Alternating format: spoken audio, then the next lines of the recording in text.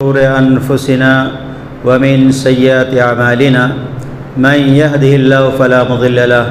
ومن يضلل فلا هادي له وأشهد أن لا إله إلا الله وحده لا شريك له وأشهد أن محمدا عبده ورسوله. أعوذ بالله من الشيطان الرجيم. يا أيها الذين آمنوا اتقوا الله حق تقاته ولا تموتن إلا وأنتم مسلمون. يا أيها الناس اتقوا ربكم الذي خلقكم من نفس واحدة وخلق منها زوجها وبث منهما رجالا كثيرا ونساء واتقوا الله الذي تساءلون به والأرحام إن الله كان عليكم رقيبا. يا أيها الذين آمنوا اتقوا الله وقولوا قولا سديدا يصلح لكم أعمالكم ويغفر لكم ذنوبكم ومن يطع الله ورسوله فقد فاز فوزا عظيما. أما بعد فإن خير الحديث كتاب الله وخير الهدي هدي محمد صلى الله عليه وسلم وشر الأمور محدثاتها وكل محدثة بدعة وكل بدعة ضلالة وكل ضلالة في النار. أعوذ بالله من الشيطان الرجيم. بسم الله الرحمن الرحيم. تبارك الذي بيده الملك وهو على كل شيء قدير الذي خلق الموت والحياة ليبلوكم أيكم أحسن عملا وهو العزيز الغفور.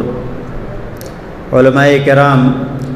اور میرے دینی بھائی اور بہنوں، اللہ تعالیٰ نے ہم تمام انسانوں کو آزمائش کے لیے پیدا کیا ہے. اس دنیا کے اندر اپنی عبادت کے لیے پیدا کیا ہے، اور اس عبادت کے اندر کون آدمی کامیاب ہے کون آدمی ناکام ہے اس کو اللہ تعالیٰ دیکھنا چاہتا ہے. الذی خلق الموت والحیات لیبلوکم ایکم احسن عملا، کہ جس نے موت اور زندگی کا سلسلہ شروع کیا ہے وہ آزمانے کے لیے کہ کون اچھا عمل کر کے اس دنیا سے آخرت کے لیے روانہ ہوتا ہے. اس دنیا کو اللہ تعالیٰ نے دارالعمل بنایا ہے، اور اس دارالعمل کے اندر، دارالعمل کا مطلب ہے کہ کام کرنے کی جگہ، کام کرنے کے گھر. تو ہم یہاں آئے ہیں کس لیے؟ ہم یہاں نہ سونے کے لیے صرف آئے ہیں، نہ صرف کھانے کے لیے آئے ہیں، اور نہ صرف سیر و تفریح کے لیے آئے ہیں، بلکہ ایک بڑے مقصد کے لیے اللہ تعالیٰ نے ہم کو یہاں پیدا کیا ہے. اور یہ اللہ تعالیٰ کا بہت بڑا فضل و کرم ہے کہ ہمیں اپنے مقصد کو یاد دلانے کے لیے اللہ تعالیٰ نے نبیوں کا سلسلہ جاری کیا، اللہ تعالیٰ نے کتابوں کو نازل کیا، اور پھر آخر نبی حضرت محمد مصطفیٰ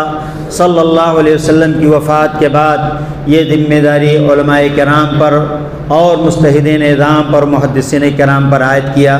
کہ وہ اپنے قوم کو وقتاً فوقتاً ان تمام چیزوں کی رہنمائی کریں گے. العلماء ورثۃ الانبیاء کا خطاب کہ علماء یہ انبیاء کے وارثین ہیں، ان کی ذمہ داری ہے کہ وہ تمام ذمہ داریاں جو ایک نبی اپنے دور کے اندر انجام دیتے تھے، اپنے قوم کو توحید کی طرف بلاتے تھے، اپنے قوم کو آخرت کی یاد دلاتے تھے، ان کے دوبارہ زندہ جی اٹھنے پر ان کو مثالیں دے کر کے سمجھاتے تھے، اور اس زندگی کے ایک ایک پل کو غنیمت سمجھنے کے لیے ان کو ہوشیار کیا کرتے تھے. ان تمام چیزوں کے لیے وہ تمام ذمہ داریاں آج علماء کرام پر ہیں کہ اپنے قوم کے سامنے وقتاً فوقتاً ایسے مجالس کو منعقد کرتے رہیں جس کے اندر کچھ ایمان کی باتیں ہو جائیں، جس کے اندر کوئی کتاب و سنت کی باتیں ہو جائیں، جس کے اندر ہمارے دلوں پر جو زنگ لگ جاتا ہے وہ زنگ ہمارا ختم ہو جائے، ایمان ہمارا رینیول ہو جائے، تجدید ہو جائے، اور کچھ آگے بڑھ کر کے کام کرنے کی اللہ تعالی ہمیں توفیق نصیب فرمائے. اس لیے مجلسیں منعقد کی جاتی ہیں. ایسی مجلسوں پر اللہ تعالیٰ کی رحمتیں نازل ہوتے ہیں، اللہ تعالیٰ کے فرشتے ڈھانپ لیتے ہیں، اور اللہ تعالیٰ کے پاس جا کر کے اس کا ذکر کرتے ہیں، اور اللہ تعالیٰ ایسی مجلسوں کے اندر شریک ہونے والوں کی مغفرت بھی فرما دیتا ہے. تو یہ مختصر کلمات کے بعد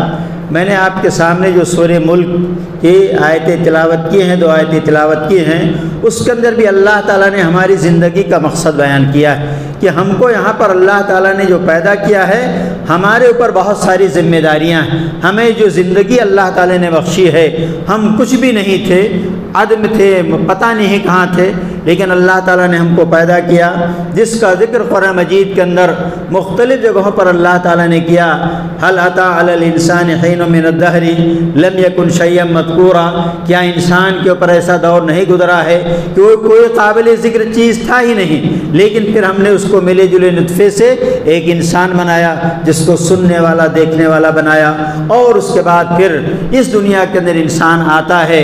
اس کا بچپنا گزرتا ہے، اس کی جوانی آتی ہے، اس کا بڑھاپا آتا ہے۔ کچھ لوگ بچپنے کے اندر اس دنیا سے رخصت ہو جاتے ہیں، کچھ لوگ جوانی کی دہلیز قدم پر قدم رکھتے ہوئے رخصت ہوتے ہیں، کچھ لوگ جوانی کے بعد رخصت ہوتے ہیں، کچھ لوگ بڑھاپے کے اندر رخصت ہوتے ہیں۔ یہ مختلف اللہ تعالیٰ کا سسٹم ہے، اللہ تعالیٰ کے نظام ہے۔ اس کے اندر ہر آدمی اس بات کو مانتا ہے کہ ہمیں مرنا ہے، اور مرنے کے بعد ہمارا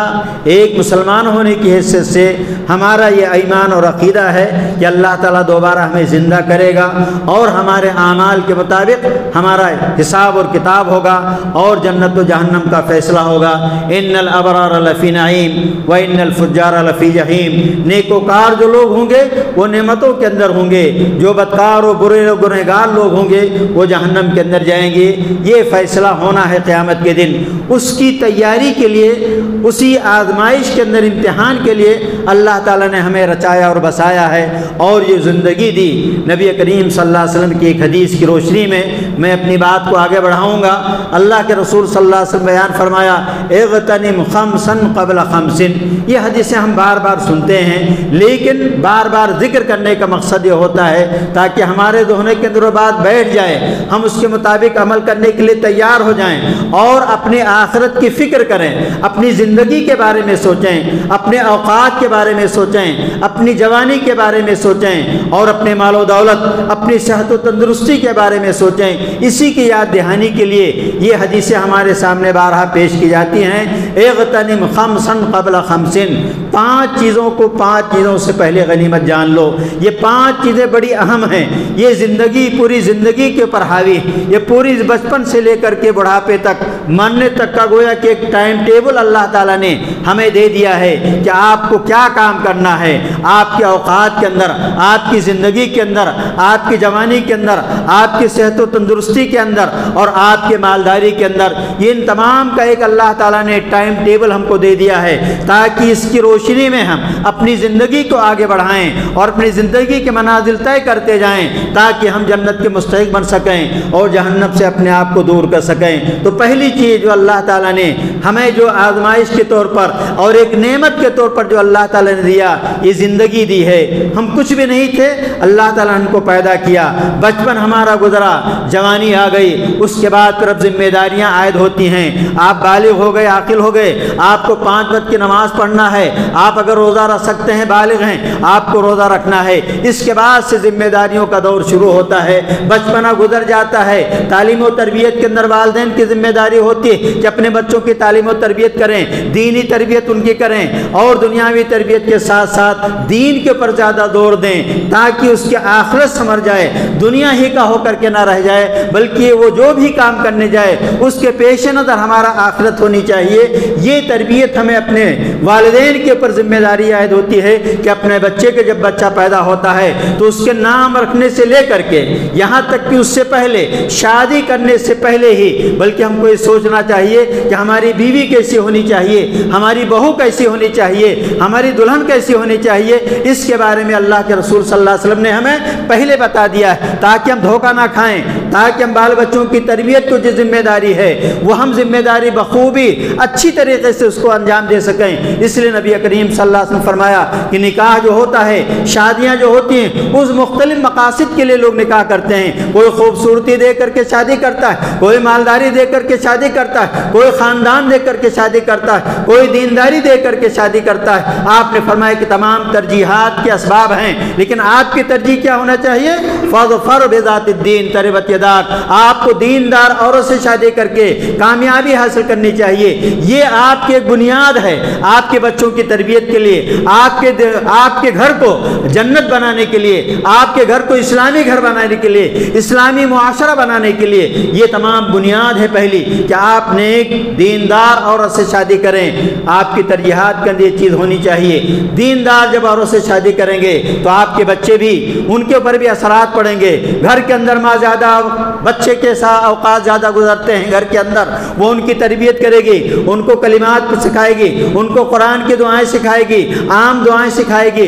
قرآن کی صورتیں سکھائے گی، نبیوں کے قصے بتائے گی، خلفائے راشدین کے قصے بتائے گی، صحابہ کرام اور صحابیات کے قصے سنائے گی۔ ان کے اندر جذبہ پیدا ہوگا، ان کے اندر جرأت اور ہمت پیدا ہوگی، ان کو نیک اعمال کرنے کے انجام دینے کی ان کے اندر ہمت پیدا ہوگی، اور وہ آگے بڑھ کر کے بہت سارے کارہائے نمایاں انجام اس دنیا کے اندر دے سکتے ہیں۔ تو یہ زندگی آتی ہے، بچپنا کے بعد جوانی آتی ہے، جہاں سے ہمارے پر ذمہ داریاں شروع ہو جاتی ہیں۔ تو حیاتک قبل موتک، اپنی زندگی جو اللہ تعالیٰ نے آپ کو دی ہے اس کو اپنی موت سے پہلے غنیمت سمجھ لیے۔ جو زندگی امت محمدیہ کی عمر بتائی گئی 60 سے 70 سال تک عام طور پر امت محمدیہ کی عمر ہوتی ہے، اس عمر کے اندر 10-15 سال آپ کے بچپن کے گزر جاتے ہیں، جوانی کی دہلیز پر انسان قدم رکھتا ہے، اس کے بعد ذمہ داریوں کا ایک بوجھ آ جاتا ہے اس کے اوپر۔ اس کے بعد پھر اب اس کو چاہیے کہ اب بہت عقل مندی کے ساتھ اپنے قدم پھونک پھونک کر کے رکھے، چاہے وہ اپنے تعلیم کے اندر ہو،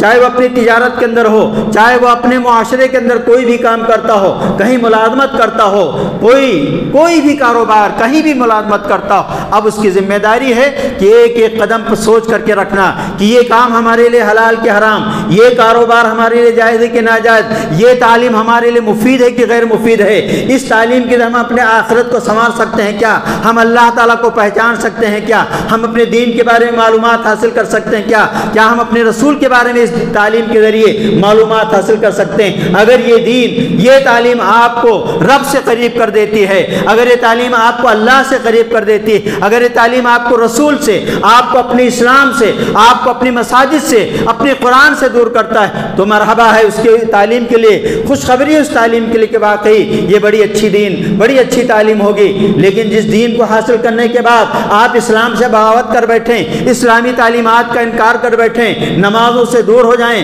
مساجد سے دور ہو جائیں، اور اس سے قرآن مجید سے اور اسلامی احکامات سے، لین دین، رسم و رواج، نکاح طلاق کے معاملے سے آپ دور ہو جائیں تو ایسی صورت میں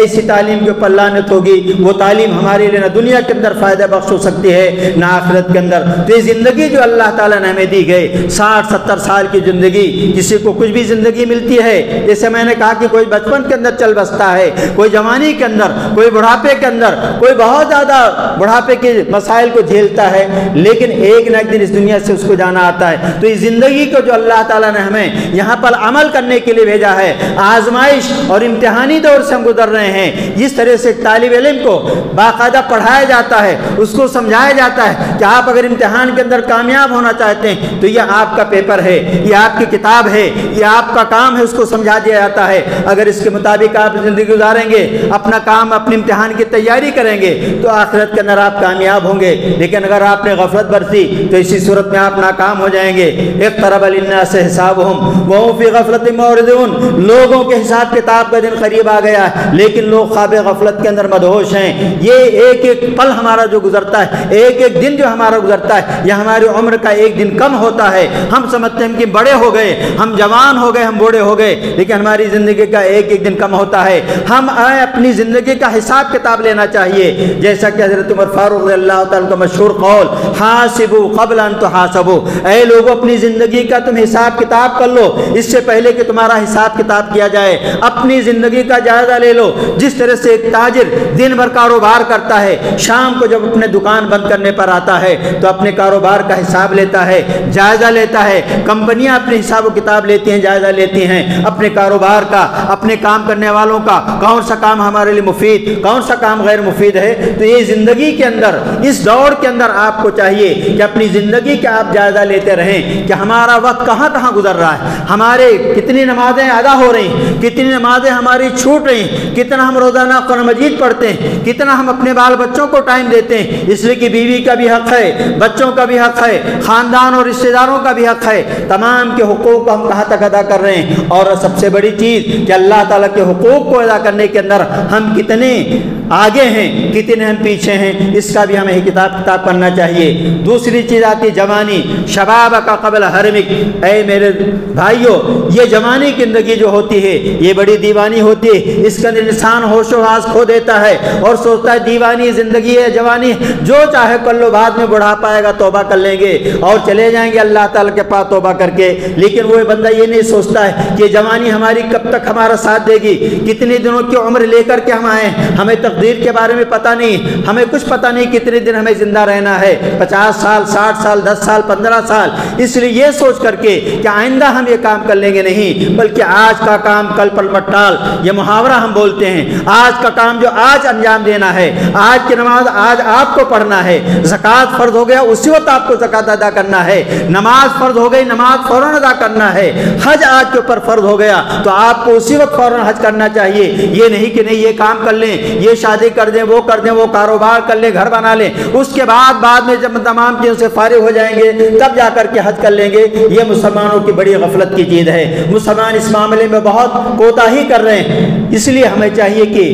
جب ہمارے اوپر حج فرض ہو گیا، اتنا پیسہ ہمارے پاس آ گیا کہ ہم جا کر کے آ سکتے ہیں، اور ہمارے ماتحت میں جو لوگ ہیں ان کے اخراجات کا بھر کا پیسہ ہمارے پاس موجود ہے، تو اس آدمی کو چاہیے کہ فوراً حج کی ادائیگی کے اندر کوشش کرے، جلدی کرے، وہ پتہ نہیں آئندہ چل کر کو مال و دولت اس کے پاس رہے نہ رہے، آئندہ چل کر کے صحت و تندرستی اس کا ساتھ دینا دے، حالات کیسے آ جائیں کیا ہو جائیں،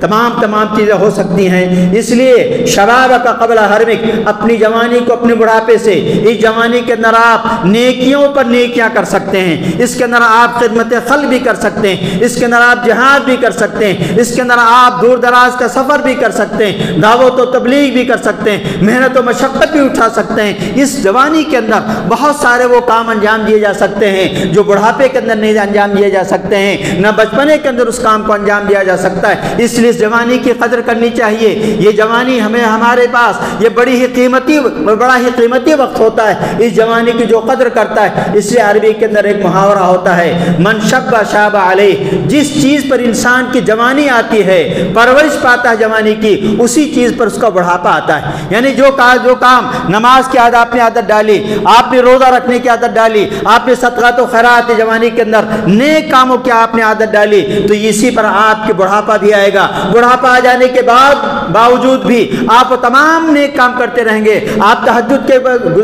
گزار بن سکتے ہیں، آپ روزہ بھی رکھ سکتے ہیں، سارے جہاد کے کام، سارے خدمت خلق کا کام اللہ تعالیٰ آپ کو طاقت دے گا کہ آپ وہ تمام کام کر سکتے ہیں۔ جو لت لگ جاتی ہے، شراب کی لت لگ گئی، غلط کاموں کی لت لگ گئی، تو یہ بھی آپ کے بڑھاپے تک اللہ ہے کہ اللہ تعالیٰ کی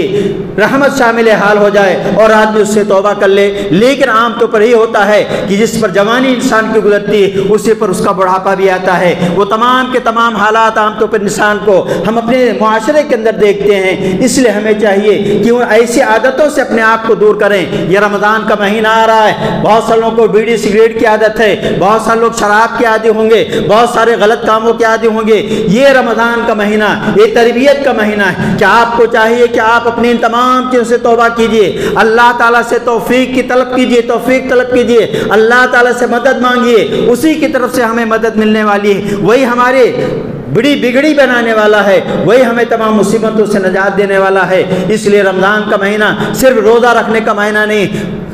اور کھانے پینے اور اپنی بیوی سے دور رہنے کا معنی نہیں، بلکہ بہت ساری تربیت ہماری کرتا ہے۔ غلط عادتیں ہمارے اندر لگی ہوئی ہیں، ہم اپنے آپ کو دور کر سکتے ہیں۔ اس لیے ہمیں چاہیے کہ اس رمضان کی قدر کریں۔ رمضان کے اندر جو اللہ تعالیٰ نے ہمیں جوانی کیا اور جس کی زندگی باقی ہے، اس رمضان کو اس طرح گزارے کہ گویا کہ ہماری زندگی کا آخری وقت ہوگا۔ اس کے بعد اللہ کے رسول صلی اللہ علیہ وسلم نے اس حدیث کے اندر بیان فرمایا، صحتک قبل سقمک، اپنی تندرستی کو اپنی بیماری سے پہلے غنیمت سمجھ لو۔ تندرستی جب تک موجود ہے، آپ مسجد کے اندر آ کر کے 5 بج کے نماز پڑھ سکتے ہیں، مسجد کے اندر آ کر کے بہت کچھ کر سکتے ہیں، قرآن مجید کی تلاوت کر سکتے ہیں، صدقہ خیرات خدمت خلق کے لیے آپ کیا تندرستی ہے، ہاتھ پاؤں آپ کے کام دے رہے ہیں، آپ کی بینائی اچھی ہے، آپ کے کان اچھے ہیں، آپ کا ہاتھ اور آپ کے پیر یہ تمام کے تمام ماشاءاللہ اس کے اندر طاقت و قوت ہے، بہت سارے کام آپ انجام دے سکتے ہیں۔ اس جوانی کے لیے اس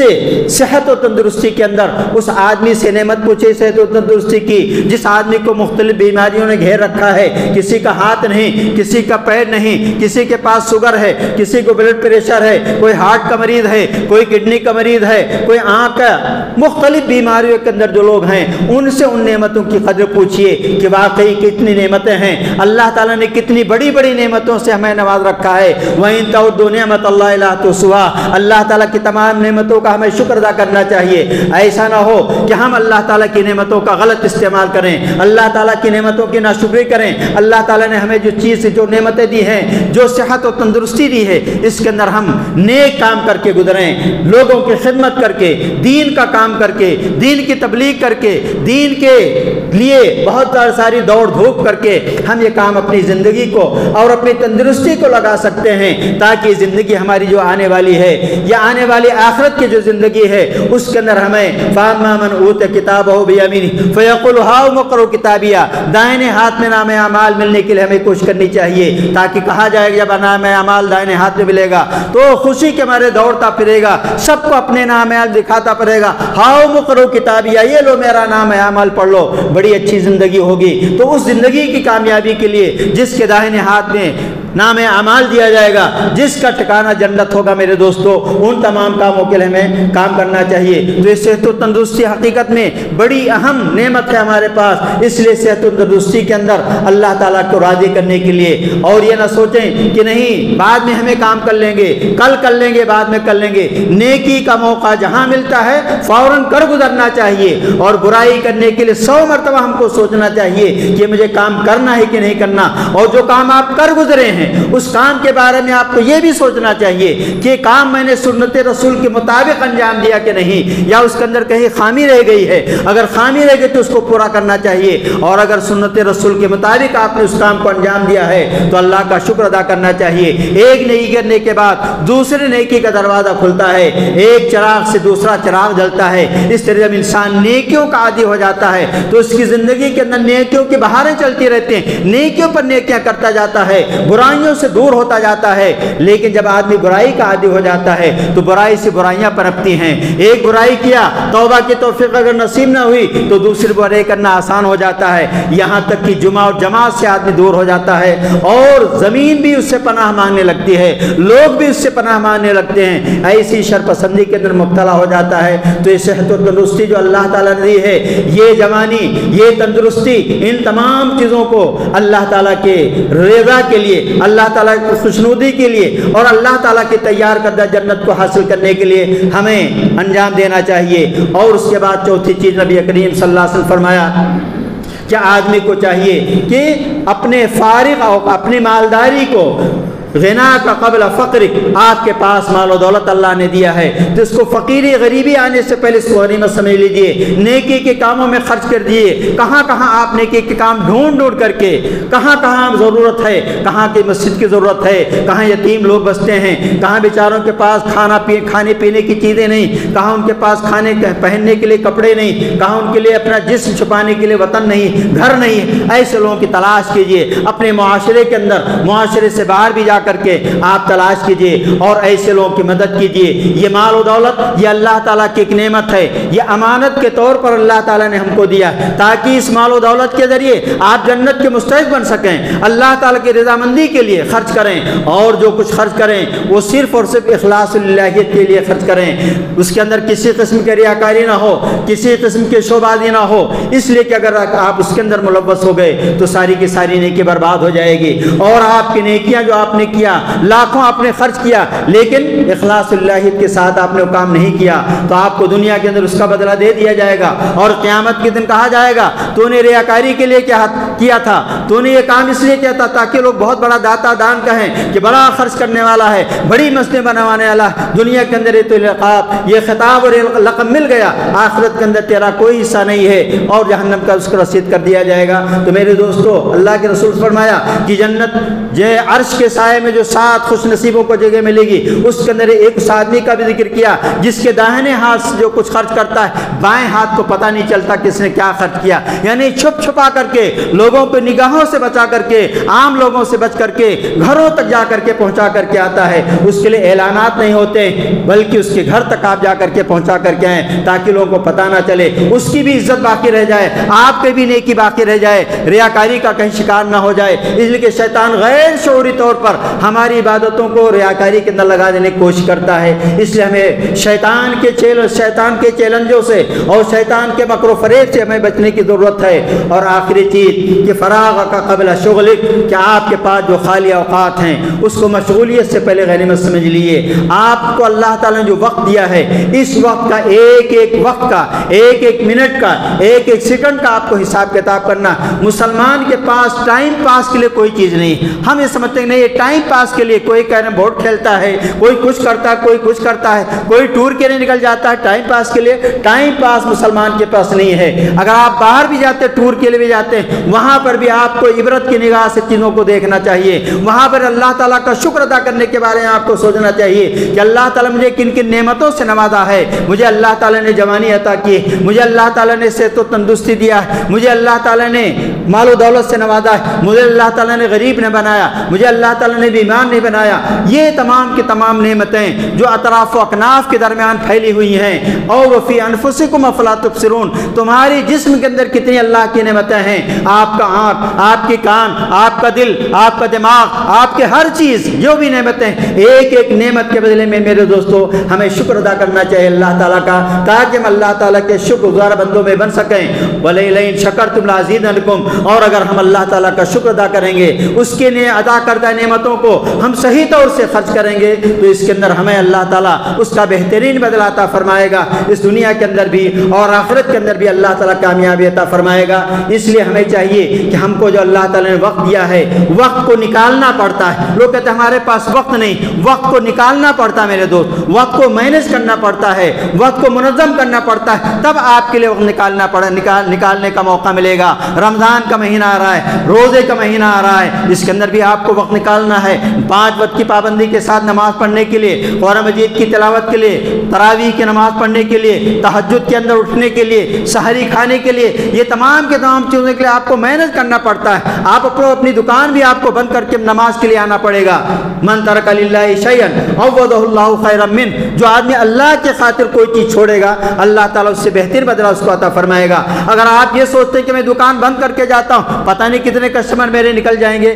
اس کی فکر بالکل مت کیجیے۔ روزی روٹی کا مالک اللہ تعالیٰ ہے، آپ کو وہ تمام روزی ملے گی جو آپ کی قسمت میں لکھی گئی ہے، اس سے نہ تو کم ملے گی نہ آپ کو زیادہ، وقت سے پہلے نہیں اور تقدیر سے زیادہ نہیں۔ یہ چیز آپ ہمیشہ یاد رکھیں، وقت سے پہلے نہیں، تقدیر سے زیادہ نہیں۔ جتنی قسمت میں اللہ نے ہمارے لکھا ہے وہ چیز آپ کو مل کر کے رہنا ہے۔ دکان بند کر کے آنے کے بعد آپ اگر یہ تصور کریں کہ نہیں ہماری روزی کم ہو جائے گی، یہ آپ کی غلط فہمی ہے۔ رسول اللہ صلی اللہ علیہ وسلم فرمایا کہ نہیں، آپ اللہ کے لیے چھوڑیے، اللہ تعالیٰ اس کا بہترین بدلہ، کئی گنا بدلہ اللہ تعالیٰ آپ کو عطا فرمائے گا۔ اس لیے میرے دوستو، یہ جو اللہ تعالیٰ کی نعمت ہے، جس آزمائشی دور کے اندر، ایک دارالامتحان کے اندر ہم دنیا کے اندر ہیں، دنیا کی زندگی چند روزہ زندگی ہے، اس کے بعد ہمیں مرنا ہے، ایک ایک دن ہم اپنی موت کے قریب آ رہے ہیں۔ اس لیے ہمیں چاہیے کہ ہم اپنی زندگی کی قدر کریں، اپنی جوانی کی قدر کریں، اپنے بڑھاپے کی قدر کریں کہ ہم نے جوانی کے اندر اگر بہت سارا کام نہیں کیا تو اللہ تعالیٰ نے مجھ کو موقع عطا کیا ہے، زندگی میری ابھی ہے،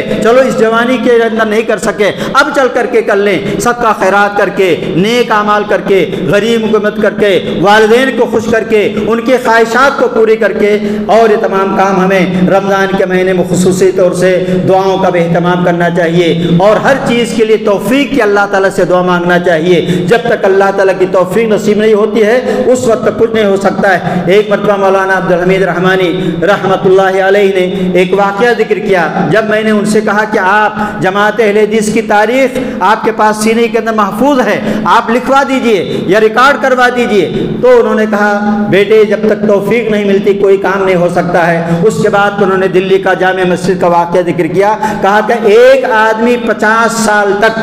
جامع مسجد کی سیڑھیوں پر مسواک بیچتا رہا، لیکن مسجد کے اندر جانے کی کبھی اس کو توفیق نہیں ملی۔ مسجد کے اندر جانے کی کبھی توفیق نصیب نہیں ہوئی، 50 سال تک وہ اپنے کاروبار کے اندر لگا رہا۔ کتنے ایسے لوگ ہمارے درمیان میں ہوں گے جن کا گھر مسجد کے بغل میں ہوتا ہے لیکن مسجد جھانکنے کی توفیق نصیب نہیں ہوتی ہے۔ اس لیے میرے دوستو کتنی عمریں ہماری گزر گئی ہوں گی، کتنی نمازیں ہماری چھوٹ گئی ہوں گی، لیکن مسجد کا چہرہ ہم جمعہ کے علاوہ دیکھنے کی ہم ضرورت نہیں محسوس کرتے ہیں۔ یہ ہماری کتنی بد نصیبی۔ کیسے مسلمان ہم ہیں جو 5 وقت کی نماز نہ پڑھ سکیں، کیسے مسلمان ہم ہیں جو روزہ نہ رکھ سکیں، کیسے مسلمان ہم ہیں جو اپنے مال و دولت کے اندر زکوٰۃ نہ ادا کر سکیں۔ یہ میرے دوستو تمام کی تمام چیزیں اللہ تعالیٰ کی امانت ہیں۔ اس امانت کے اندر آپ کتنے خیانت کرتے ہیں اس کا بھی جواب اللہ تعالیٰ کے پاس آپ کو دینا ہے۔ اور جب تک آپ اپنی جوانی، اپنی زندگی، اپنے علم، اپنے مال و دولت کے بارے میں اللہ کے پاس جواب نہیں دے دیں گے آپ کے قدم آگے نہیں بڑھ سکتے۔ اور سب سے پہلی چیز نماز ہے۔ اگر نماز کا جواب حساب کتاب صحیح دے دیا